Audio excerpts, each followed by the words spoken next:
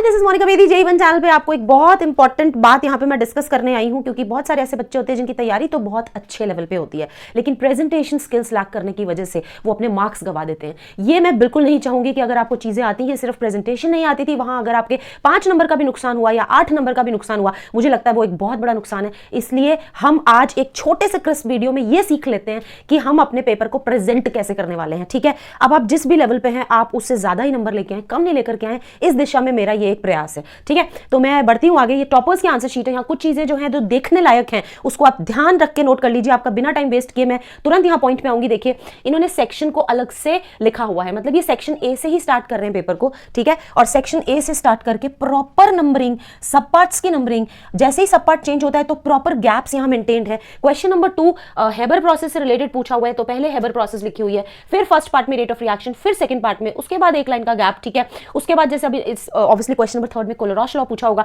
तो जो कोलेरॉश लॉ पूछा गया उसका प्रॉपर स्टेटमेंट और साथ में फिर mathematical statement, and law is valid for both strong and weak electrolyte, जो भी इसकी एक पर्टिकुलर इंपॉर्टेंट टर्म है उसको भी इन्होंने यहाँ मेंशन किया है।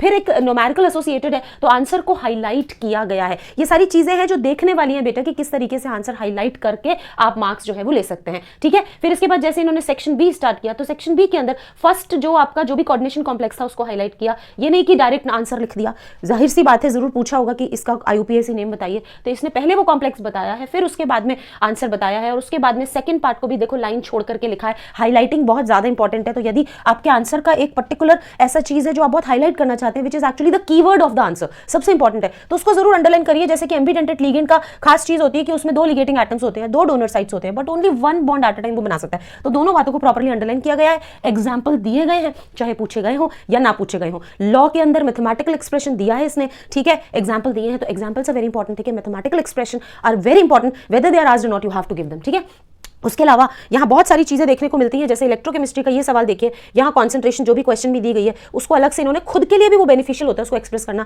क्योंकि आंसर करने में उसमें गलती नहीं होती। ठीक है, उसके बाद प्रॉपर पहले फॉर्मूला लिखा है, फॉर्मूला लिखने के बाद E0 सेल निकालने को भी रफ वर्क में नहीं निकाला है, फेयर के अंदर निकाला है, उसकी वैल्यू लिखी है, तो टीचर अपने आप इंप्रेस होता है। उसके बाद में प्रॉपर नॉन इक्वेशन लिख करके उसका फाइनल आंसर निकाला है। ठीक है, क्योंकि फाइनल आंसर देखिए यहाँ तक, यहाँ पे फाइनल आंसर 1.4418 इन्होंने रिपोर्ट कर दिया है। ऑलराइट, उसके बाद कन्वर्जेंस देखो आप, कन्वर्जेंस इन्होंने किए प्रॉपर। यहाँ से कुछ गलती हो गई है, वो इन्होंने पेंसिल से कट किया है, ऐसा कोई जरूरी नहीं कि पेंसिल से कट करें, आप पेन से भी कट कर सकते हैं, उसको हाइड कर सकते हैं। ठीक है, उसके बाद देखो यहाँ पे केमिकल काइनेटिक्स का क्वेश्चन है। हर चीज में हर पेज पे एक देखने वाली बात है कि बहुत ही नीटली लिखा गया है, गैप छोड़ करके लिखा गया है। ठीक है, क्वेश्चन खत्म होने पर डबल लाइन से इंडिकेट किया है कि सवाल कंप्लीट हो गया है, यहां हम देख सकते हैं। ठीक है, अच्छा, डिफरेंसेस देखो कैसे मेंशन किए, जैसे ये लायोफिलिक एंड लायोफोबिक का लेटेस्ट से डिफरेंस है, कोई भी डिफरेंस आ सकता है, पॉइंट्स में मेंशन किया है 1 2 3 4, बाकायदा हर पॉइंट में डिस्टिंग्विश किया है। कुछ बच्चे इसको ऐसे ही रगड़ा पीटी स्टाइल में कर लेते हैं, this meant for this and this is this, ऐसे नहीं करना है। लाइन खींचो, हेडिंग डालो, पॉइंटर्स डालो, जाहिर सी बात है नंबर मिलने की संभावना ऑटोमेटिकली इंक्रीज हो जाएगी। इरेगुलरिटीज पे सवाल पूछा गया तो A B C डाल करके इन्होंने अपने पॉइंट्स जो है वो मेंशन किए, क्वेश्चन नंबर बहुत सही तरीके से मेंशन इसके अंदर किया है। अगले पेज पे देखो जरा, ये तो क्वेश्चन भी बड़ा इंपॉर्टेंट यारी कर जाना, कॉपर वाला क्वेश्चन आने का चांस बहुत ज्यादा है, तो कॉपर वाले क्वेश्चन के अंदर देखो हाइड्रेशन एनर्जी, आयनाइजेशन एनर्जी, वो सब लिखा हो, इसको एज इट इज पढ़ लेना यार। ठीक है, और उसके अलावा देखो कॉपर पे तो सवाल हर बार आता है, इस बार भी आएगा कि copper second ionisation enthalpy is very high, thus hydration enthalpy does not compensate for its CO2+।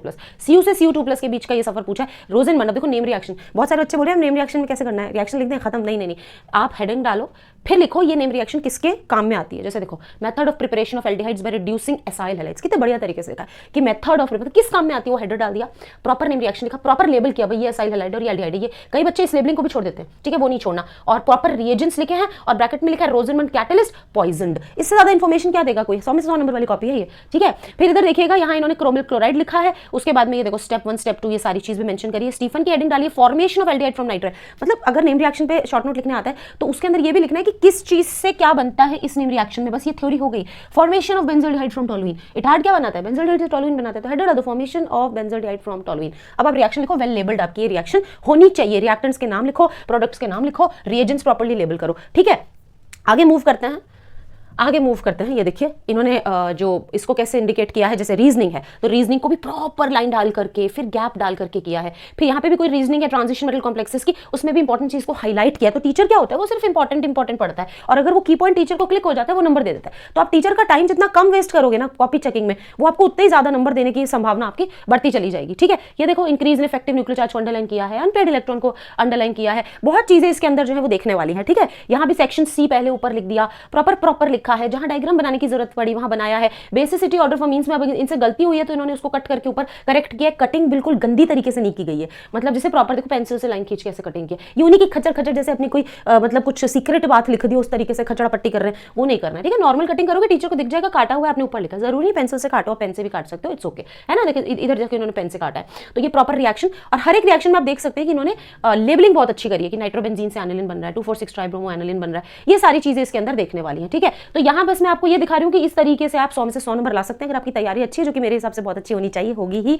ठीक है। तो आप बहुत अच्छे मार्क्स ला सकते हैं। अगर आपने रिवीजन वीडियो नहीं देखा महा मैराथन, उसको भी जरूर देख लेना, क्योंकि मतलब बहुत ज्यादा प्रोबेबिलिटी है कि पूरा का पूरा पेपर उसमें से बन करके आएगा। तो बेटा प्रेजेंटेशन पे बहुत निर्भर करता है, खराब प्रेजेंटेशन की वजह से बच्चे 10 से 15 नंबर तक गवा देते हैं। मैं ये बिल्कुल नहीं चाहूंगी, इसलिए स्पेशली वीडियो मैं आपके लिए बना रही हूँ। साथ ही बता दूं मैं कि JEE 1 की एप्लीकेशन पे फिनाले एक्स बैच जो है वो हमारा ऑलरेडी लाइव है। तो अगर आप सेकंड अटेम्प्ट ऑफ JEE में भी फोड़ना चाहते हैं और एडवांस में भी बचाना चाहते हैं तो उस बैच का हिस्सा बने। और विश्वास बैच हमारा जो है वो 2025 एस्पिरेंट्स के लिए लाइव है, तो उसका भी आप हिस्सा बने। उसमें अभी हम 11th स्ट्रॉन्ग कर रहे हैं और 1 या 2 महीने के बाद में हम 12th की क्लासेस उसके अंदर लगी रहेंगी, ठीक है। चलो tata bye bye, love you all, paper अच्छे से करके आना, बाय बाय।